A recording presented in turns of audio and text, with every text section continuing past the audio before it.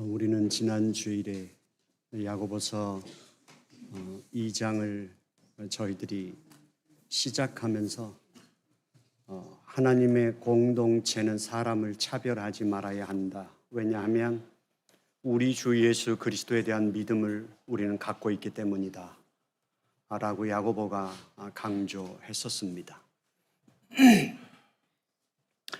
이제 오늘 야고보 사도는 새롭게 우리에게 포기하지 않고 우리의 신앙의 문제를 파고 들어옵니다. 2장 14절 말씀에 보면 내 형제들아 만약에 어떤 사람이 믿음이 있노라 하고 행함이 없다면 그 사람에게 무슨 유익이 있을 것이며 또한 그 믿음이 그 사람을 능히 구원하겠느냐라는 두 가지 질문을 던집니다. 이제 만약이라고 하는 가정법을 썼지만 실제적으로는 두 가지 질문을 통해서 우리에게 계속해서 어떤 사람이 나는 예수 믿는다고, 나는 예수를 믿는 믿음을 가지고 있다고, 나는 구원받았다고 계속 말을 하는데 그에게서 그 말에 상응하는 삶의 모습이 나타나지 않는다면, 행위, 다른 말로 좀 더 우리에게 근접한 단어로 바꾼다면 그에게서 어떤 행동도 나타나지 않는다면 그 믿음이 그의 삶 속에 영적으로 무슨 유익이 있겠는가?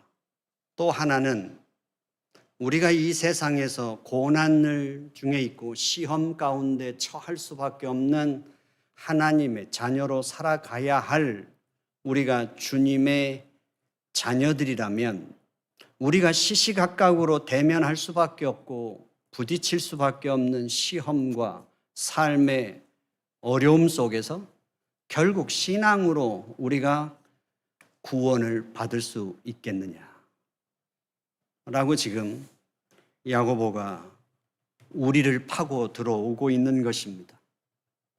결국 능히 너희를 그 믿음이 구원할 수 있겠느냐라는 말이 우리 장로 교인들에게는 이것이 혹시라도 바울이 말하는 이신칭의와 충돌하는 것처럼 오해할 수 있지만, 그러나 바울과 야고보가 이 서신을 쓰는 대상이 다릅니다. 바울이 서신을 로마의 교인들에게 쓸 때는 그들은 분명히 복음을 받아들였지만 어느 순간부터 그 복음을 온전히 받아 그들이 하나님의 그 거듭난 백성으로서의 새로운 삶의 가치와 삶의 원리와 삶의 내용 위에서 살아가지 않고 그들이 가지고 전통적으로 붙잡고 살아왔던 그 율법을 끝까지 놓지 못하고 그 율법을 끝까지 붙들고 가려고 하는 로마 교회 속에 있는 그들의 신앙의 혼란 속에서 바울은 그들에게 구원에 대한, 그리고 하나님의 백성으로서 그 복음의 근원을 분명하게 짚고 그 위에 신앙의 집을 세우기 위해서 바울은 이신칭의를 가르쳤던 것이고, 야고보는 이미 그 믿음을 갖고 있지만 그들이 처한 삶의 상황 속에서, 그리고 교회 안에 시간이 흐르면서 세속화가 들어왔을 때 그들이 분명히 복음 안에서 새로운 생명을 부여받았지만 그 복음이 서서히 세속화가 되어가는 그들에게 진정으로 주어진 그 복음의 생명력, 그 복음의 능력을 통해서 그들을 다시 한번 확인하도록 촉구하는 것입니다. 행위를 통해서 구원받는다는 것이 아니라 너희들이 분명히 예수 그리스도를 통한 우리 주 예수 그리스도에 대한 믿음을 가졌다면 그 믿음은 반드시 행동을 유발하고 그 삶을 변혁시키는 대로 귀결될 수밖에 없다라는 것이죠. 마태복음 7장에서 7장 15절부터 보면 이렇게 나옵니다. 너희는 거짓 선지자들을 조심하라.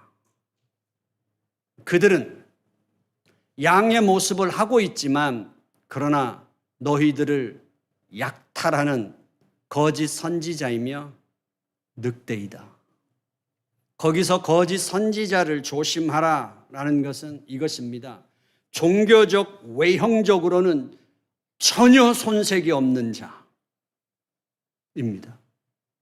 그들이 갖고 있는 성경에 대한 지식, 그리고 성경을 가르치는 모습, 그리고 신앙적으로 종교적으로 그들이 취하는 삶의 모습에서 하등의 문제를 삼을 수 있지 않으며 그들이 윤리적이고 도덕적인 문제에서도 그들에게 흠을 잡기가 어려운 사람들. 그러나 겉으로는 전혀 손색 없는 종교인이지만 그러나 그들이 율법을 이미 조문화하여 그들은 그 율법을 껍데기로 삼아 그들의 신앙을 포장하고 있는 그들을 조심하라고 요구하고 있지 않습니까? 그러면서 이렇게 말합니다.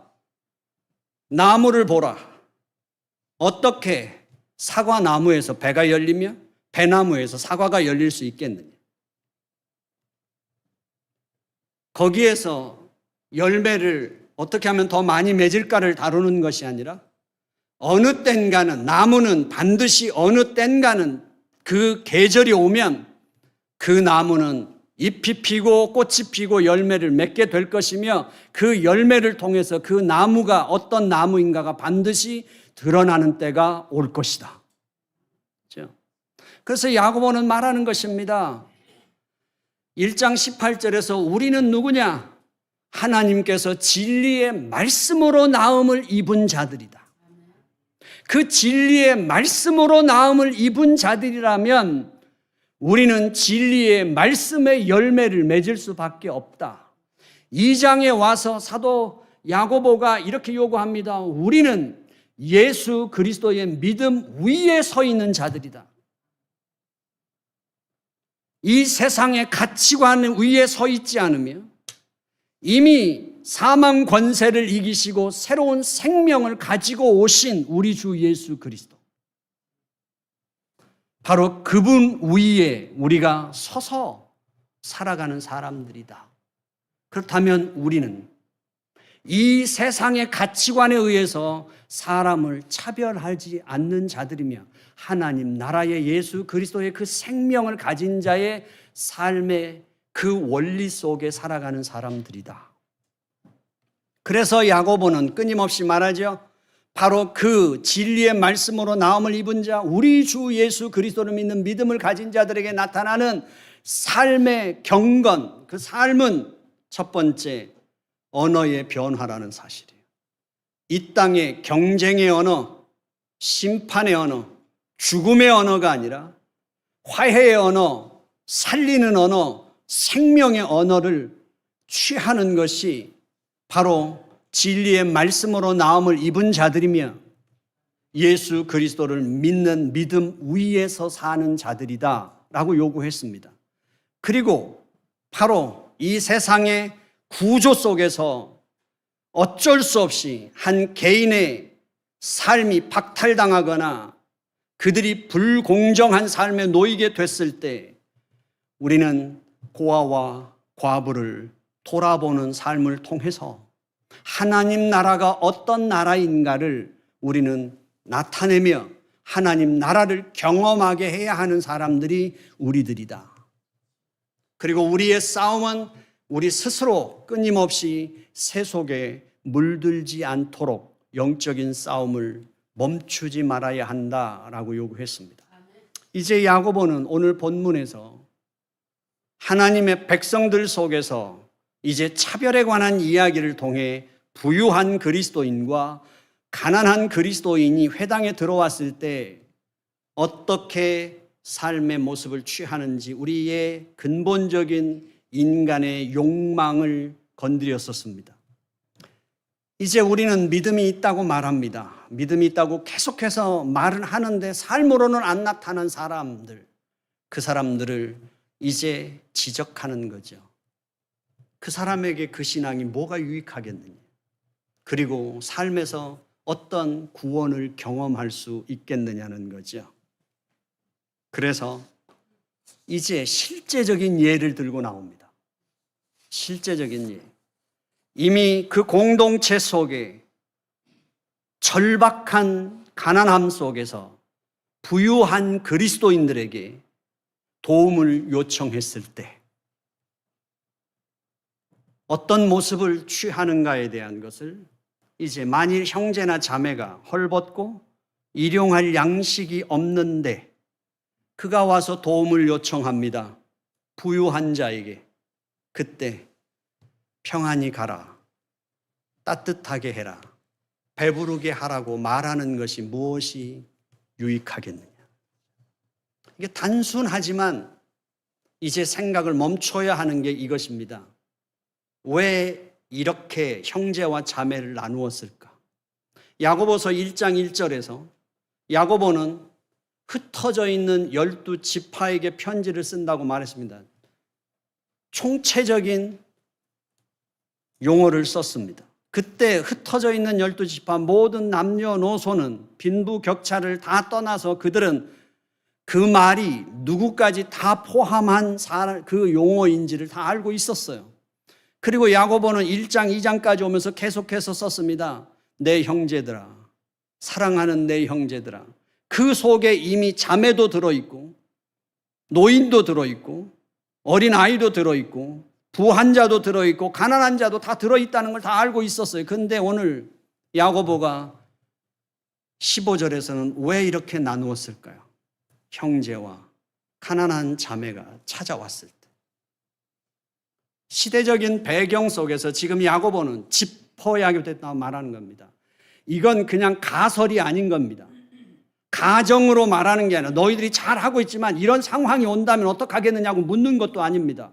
실제적으로 그들 삶 속에 들어있는 신앙인들의 모습을 파고 들어가는 것입니다. 당시의 여자는 신분적으로도 지위도 없었습니다. 그저 소유물에 불과한 존재였습니다. 그들에게 신분이 생기거나 지위가 얻어지는 건 남자와 결혼하여 그 남자의 신분과 동일한 위치에서 그들의 신분이 얻어지거나 지위가 얻어지는 거였습니다. 그러나 그 여자가 남자와 사별하거나 이혼을 당했을 때 그 과부에게는 어떤 신분도 어떤 지위도 어떤 권리도 주어지지 않는 것이죠. 삶에서 이제 약자로 추락할 수밖에 없는 것이고 그것은 사회에서 정당한 자기 삶을 영위할 수 없는 삶의 자리에 놓이는 것입니다.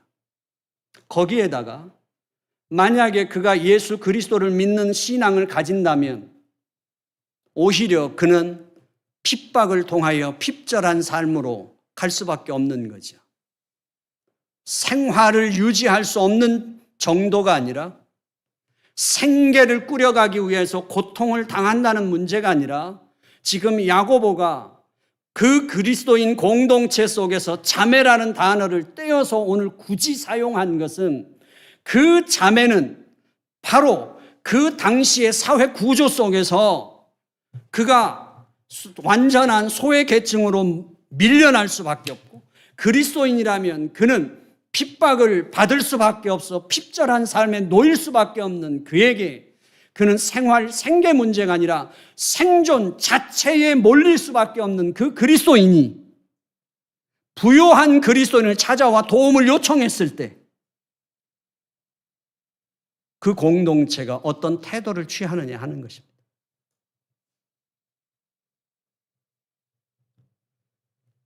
그때 그 부요한 그리스도인이 평안히 가라, 더웁게 하라, 배부르게 하라고 이렇게 3번 야고보가 반복하는 건 무엇입니까? 평안히 가라는 것은 그 유대인들이 쓰던 인사법, 그저 일반적인 그들의 인사법이었지만 여기서는 지금 야고보가 꼬집고 들어가는 것이 무엇입니까? 그 절박한 사람이 와서 그 생존의 위기 속에 놓인 사람이 와서 손을 내밀었을 때 평안하십시오 라는 말이 아무것도 도와주지 않으며 평안하시라는 그 말이 얼마나 그의 삶을 더 아프고 고통스럽게 만드는가라는 것입니다. 압니다. 당신의 형편을. 힘드시지요. 하지만 당신과 나의 관계는 여기까지입니다.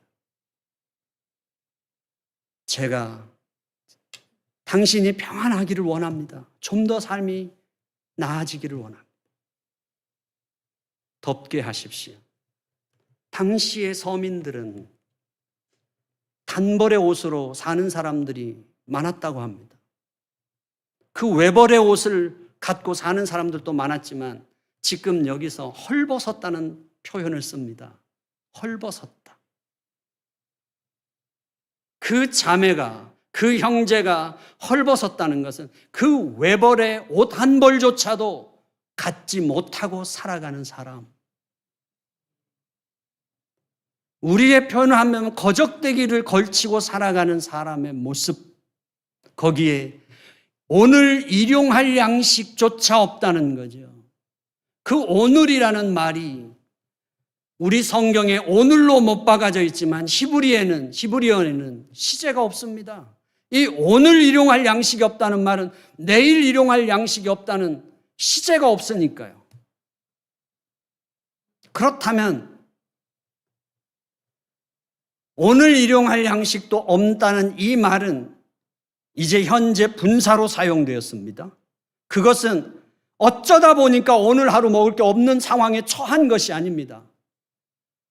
계속 반복적으로 그 삶은 이어져 가며 그 삶은 지속적으로 반복돼서 내일도 미래에 대한 소망이 없다는 거예요. 그 사람이 삶의 그 절박함 속에서 찾아왔을 때 말로 평안하십시오. 그 말이 위로가 아니라 자기 삶을 얼마나 더 춥고 가슴을 애이게 만드는 것인지 더웁게 하십시오. 그 말이 얼마나 그의 삶 속에 가슴에 공허한 말로 들리며 자기의 빈 가슴을 더 아프게 만드는지 따뜻하게 하라는 말이 단벌 옷도 없는데 그 외벌 옷조차도 지금 구할 수 없고 입을 수 없는 사람에게 좀 옷 좀 따뜻하게 입고 다니라고 이 추운데 왜 옷을 이렇게 입고 다니냐는 말이 도대체 그게 위로 아니라 그를 얼마나 외롭고 그를 고통스럽게 하느냐는 것입니다. 야고보가 지금 파고 들어오는 것은 그리스도인 공동체를 향하여 지금 하고 있는 것입니다. 야고보는 신랄하게 일갈하죠. 그 믿음은 아무것도 구원할 수 없는 그리고 헛것 껍데기 믿음이라고. 그 믿음은 죽은 믿음이라고.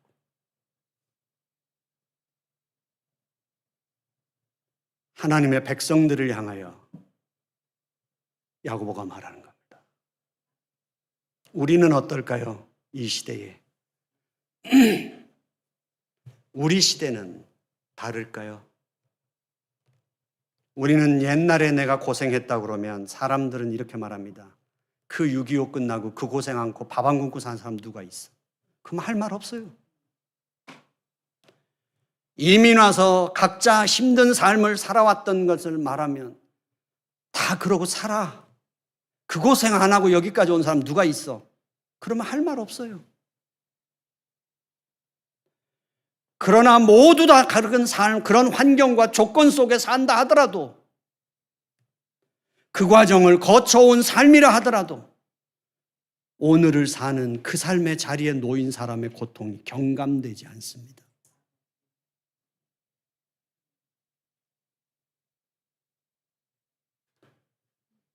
다 그러고 예수 믿고 사는 것이고, 다 그러고 우리는 다 가는 거야.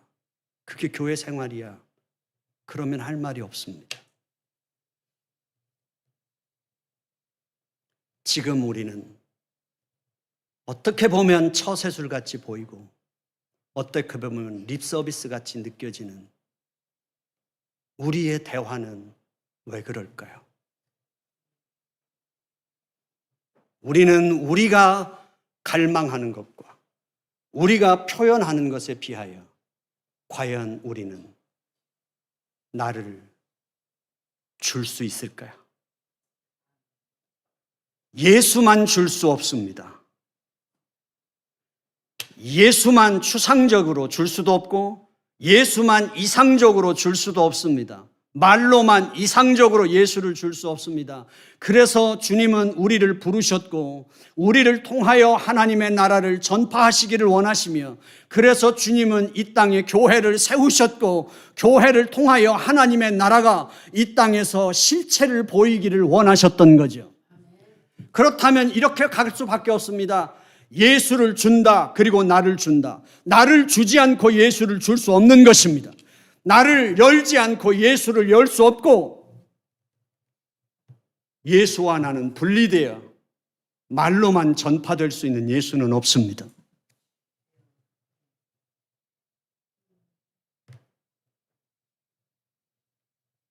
우리들의 신앙인의 삶 속에 이제 올해에 우리의 표현은 삶의 기쁨을 주는 따뜻한 만남이 있는 길벗입니다.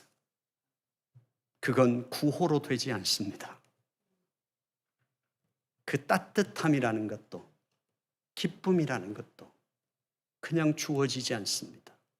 저는 늘 갈급합니다. 그리고 저는 하나님 앞에 웁니다. 우리 길벗교회가 숫자가 몇 명이냐를 한 번도 숫자를 늘려야 되는 싸움을 해본 적이 없습니다. 그래서 우리 길벗교회 목표를 100명으로 잡는다, 500명으로 잡는다 정해본 적도 없습니다. 하지만 저의 갈급함은 주님의 교회입니다. 이런 것입니다. 우리는 축복함으로 사람에게 삶의 변화를 주는 공동체를 하자. 축복함을 세상을 변화시킨다는 말은 슬로건으로서 단명하게 만들긴 했지만 다르게 표현한 것입니다. 우리는 축복함으로 다른 사람들에게 이 땅의 삶의 진정한 변화를 얻게 하자. 어떤 사람이 어떤 인생길을 돌아 어떤 모습으로 내 앞에 선다 할지라도 우리는 하나님은 여전히 당신을 사랑한다고, 그리고 어떤 사람에게 그 사람이 처한 조건과 가능성이 아니라 하나님의 그 사람을 향한 계획이 그의 운명이라는 사실을 알기에 하나님을 향한 당신의 계획은 변함이 없습니다. 야고보가 말하지 않습니까?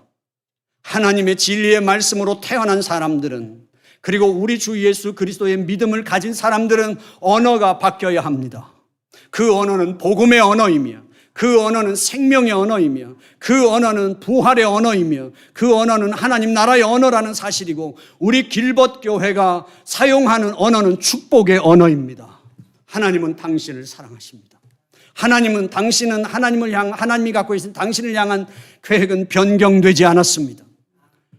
우리는 이것이 문화가 되고 영적인 문화가 되어야 되지 않겠습니까? 건강한 사회는 어떤 사회입니까?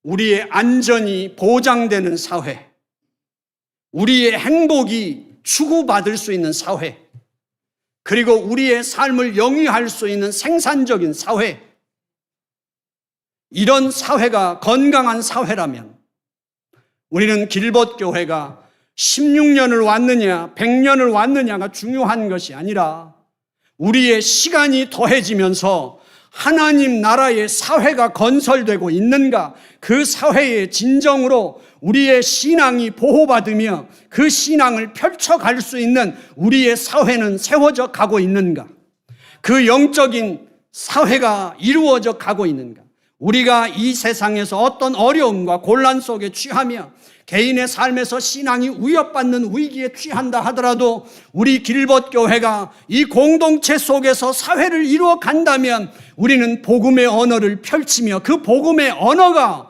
우리의 신앙의 도전과 위기와 시험을 극복할 수 있도록 축복의 그 영성을 우리는 세워가고 있는가? 그리고 끊임없이 우리 길벗교회는 건강하게 그 영적인 삶을 도전하며 펼쳐갈 수 있도록 공급하는 건강한 교회인가? 그곳으로 향하여 가지 않는다면 저는 분명하게 말씀드릴 수 있는 건 수도 없이 많은 교회에 길벗교회가 굳이 존재해야 될 이유가 있을까요? 훨씬 좋은 비전과 훨씬 좋은 신앙의 양육 프로그램과 훨씬 좋은 예배와 훨씬 좋은 신방 구조를 갖고 있는 교회는 얼마든지 많습니다. 우리가 그 많은 교회 속에 존재해야 할 이유라면 바로 우리의 복음의 언어를 통해 우리가 이 땅에 반드시 하나님 나라의 실체를 드러내야 하는 우리의 이 영적인 싸움이라고 저는 확신합니다. 그러므로 우리 길벗교회가 진정으로 야고보가 그 공동체에게 수술하는 의사처럼 파고 들어가서 그들의 삶을 그리고 그들 가슴 깊숙한 곳에 그들 속에 있는 이 세상을 향한 그 욕망, 그것을 기어이 도려내겠다고 하는 야고보의 그 열정.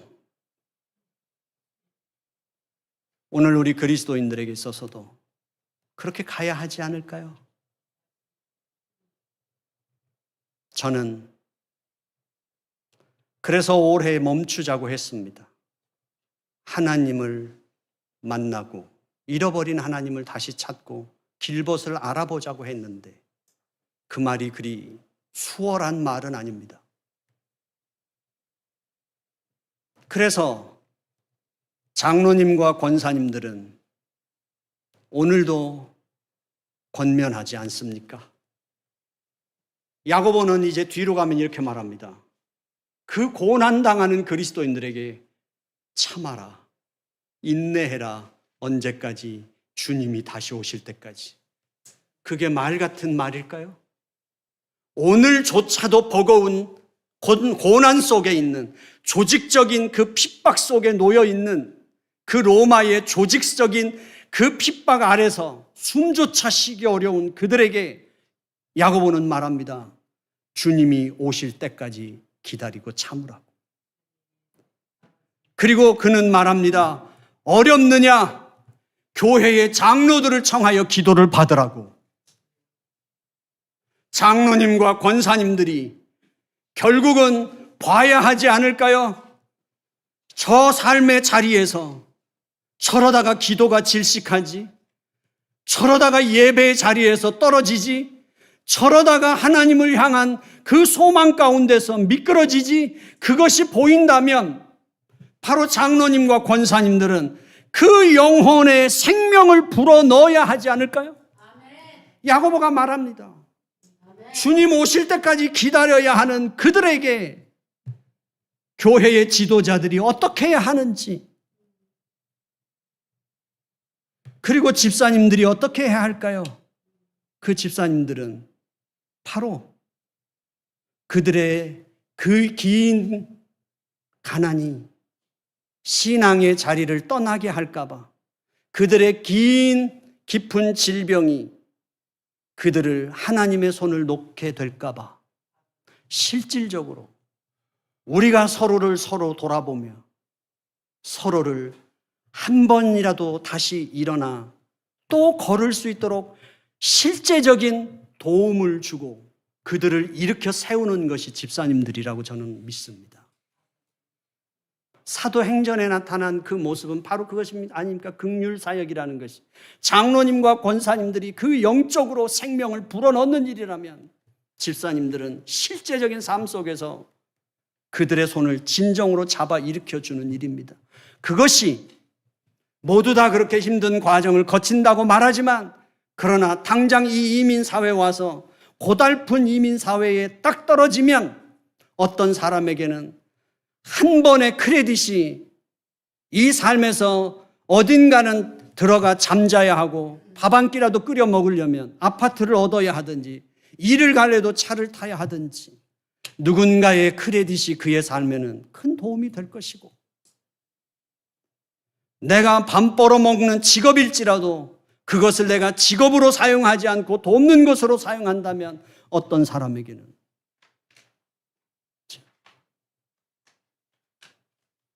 사울이 바울이 될 때 예루살렘 교회에 그가 들어올 수 있도록 인도해주고, 그가 사도로서 그가 하나님의 부름을 받아 사역할 수 있도록 그에게는 곁에 붙어 사울이 바울이 되는 걸 경계하고 두려워하던 사람들에게 자기의 신용으로 바울로서 설 수 있도록 도와준 자가 있지 않습니까?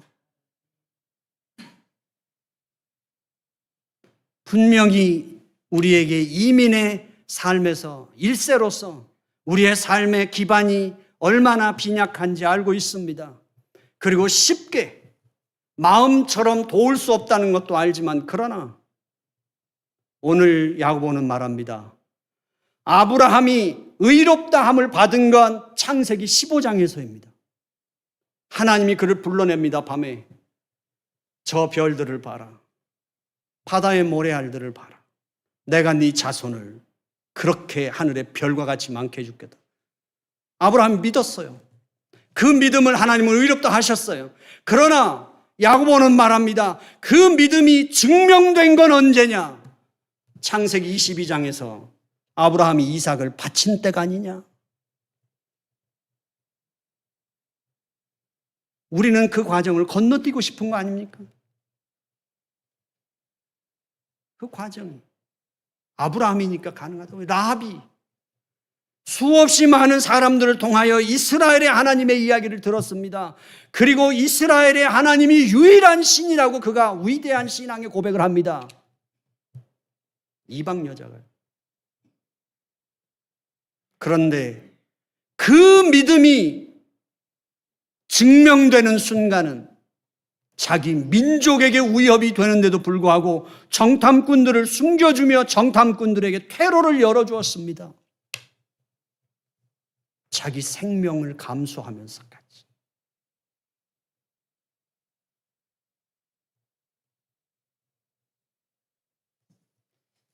어느 목사님이 이렇게 권면하셨다고 하죠. 힘들어하는 후배 목사에게.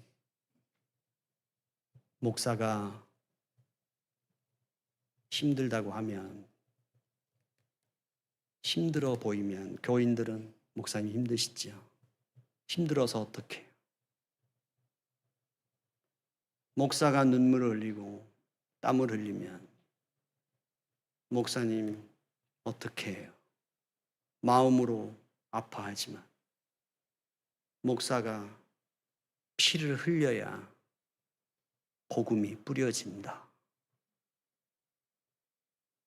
목사가 땀 흘리고 목사가 눈물 흘리고 어떻게 하든지 업어 키우고 안아 키워서 되는 문제가 아니라 네가 피 흘리기까지 가야 복음의 싹이 난다고 말씀하셨다고 합니다. 우리에게 있어서 나를 주지 않고 입술로 편안하십시오. 제가 열심히 기도해 드릴게요. 삶의 형편이 나아지도록. 그게 아니라 이제 우리가 조금만 행동해 주십시오. 우리가 이발해 드리는 사역을 한 지가 이제 7, 8년입니다. 짧은 기간이 아닙니다. 이현준 집사가 있을 때 시작해서 여기까지 왔습니다.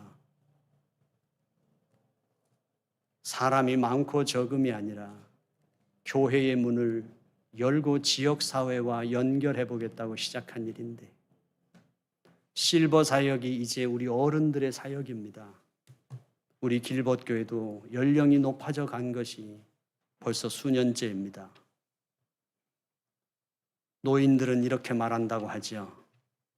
젊은이들이 쉽게 말할 때 너는 늙어봤냐? 나는 젊어봐도 봤다. 가보지 않은 길에 대해서 쉽게 그저 어른들은 다 그렇게 사시는 것처럼.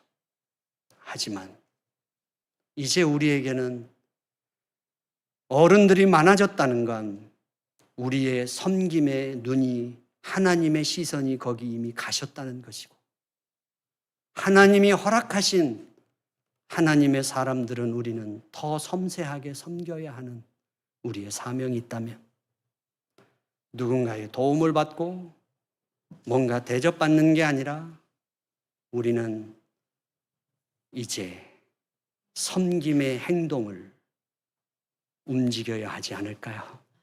작은 거라도. 제가 뭘 도와드릴 게 있을까요? 제가 뭘 함께 할 게 있을까요? 뭐 필요한 건 없으시냐고.